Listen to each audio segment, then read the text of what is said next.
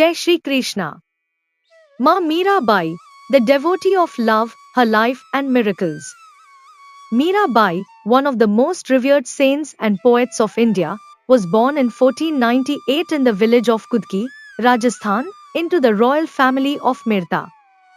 Her father was Ratan Singh Rathore, a powerful Rajput ruler, and her mother was Veer Kumari. From a very young age, Meera displayed an extraordinary sense of devotion toward Lord Krishna. Her destiny with Krishna was sealed when, as a child, she saw a beautiful idol of Krishna at a religious procession and asked her mother, "Who is this?" Her mother told her, "This is your true husband, your beloved Krishna." This innocent remark sparked a fire of divine love in Meera's heart that would burn for the rest of her life. Meera was a special child, and even as a little girl, she was drawn to Lord Krishna's divine play and stories. She would spend hours listening to the tales of Krishna's Leelas, divine activities, and adored him as her eternal consort. Her bond with Krishna was beyond the physical and material world. She only saw him as her protector, friend, and beloved. As a young woman, Meera was married to Prince Bhojraj, the son of Rana Sanga of Chittorgarh. Despite her royal obligations, Meera's heart remained fixed on Krishna. Her devotion deepened, and she sang her bhajans and poems for hours, dedicated solely to Lord Krishna, whom she called Giridhar Gopal, the lifter of Govardhana hill. Her marriage proved difficult, as her in-laws disapproved of her open devotion to Krishna. They expected her to behave according to the customs of a Rajput princess, but Meera refused to be restricted by worldly duties. She believed that she was married to Lord Krishna alone. Meera often faced opposition from her husband and in-laws, but she remained fearless, openly expressing her love for Krishna in her songs and dancing before the deity in public. Ma Meera's spiritual journey was not without its trials.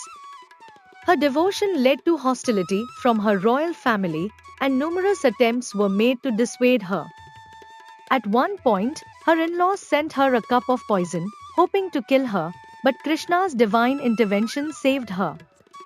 She drank the poison without fear, trusting her beloved Krishna completely.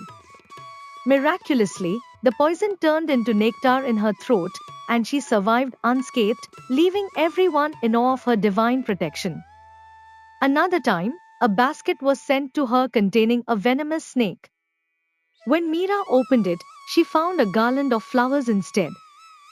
This miraculous transformation was yet another sign of Krishna's protective grace over her. Meera's devotion to Krishna wasn't just limited to his form as the charming child of Vrindavan, but also to his powerful aspect as Govardhana Giridhari. Meera, in her countless bhajans, referred to Krishna as Govardhana Giridhari, highlighting her complete reliance on his divine shelter. Meera's devotion was unconventional. She rejected the luxuries of royal life, choosing instead to live in simple clothing, singing and dancing in devotion to Krishna. This behavior was seen as inappropriate for a Rajput princess, but Meera remained unbothered by societal norms. She wandered through temples and streets, immersed in her prema bhakti for Krishna. She saw no difference between herself and the common people, and her poetry reflected this universal love for the divine. The most remarkable aspect of Meera's life was her unwavering prema bhakti, the pure, unconditional love she had for Lord Krishna. Her bhajans, filled with longing and intense love, made her one of the most iconic figures in bhakti literature. Through her poems, she constantly expressed the pain of separation from Krishna and the joy of being united with him spiritually. Later in her life, Meera left the palace and traveled to holy places, including Mathura and Vrindavan, the land of Krishna. She yearned to be in the places where Krishna had once walked and played. In Vrindavan, she immersed herself even deeper into Krishna's divine love, connecting with the energy of the sacred land. According to legend, Meera's final moments were her most miraculous. It is said that when her in-laws' opposition became unbearable, she left for Dwarka, the holy city of Krishna. She sought refuge in the famous Dwarkadhish temple, where she sang day and night for her beloved Krishna. One night, after singing for hours, Meera Bai entered the inner sanctum of the temple to pray, and miraculously, she merged with the Krishna idol, disappearing from the physical world. This event marked the culmination of her prema bhakti, a union with the divine beloved, leaving behind a legacy of love, devotion, and faith that continues to inspire millions today. While Ma Meera Bai's life of devotion and renunciation is extraordinary, it is important to remember that she was no ordinary being.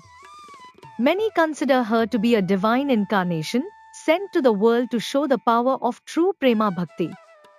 For those of us living worldly lives, it is not practical or necessary to imitate her path of renouncing all worldly duties. Instead, we should revere and worship Ma Meera Bai for her divine love and devotion to Lord Krishna.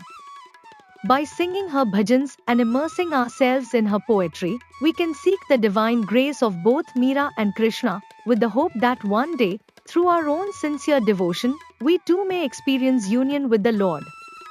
Let us not strive to follow her exact life, but to be inspired by her love for Krishna, to seek the divine in our hearts, and ultimately merge with Krishna through devotion and surrender. Ma Meera Bai's unwavering love for Krishna, her fearless defiance of social norms, and her miraculous life and death inspire all who walk the path of devotion. Her poetry will continue to be sung, her miracles remembered, and her legacy cherished for generations. Jai Giridhar Gopal. Jai Shri Krishna.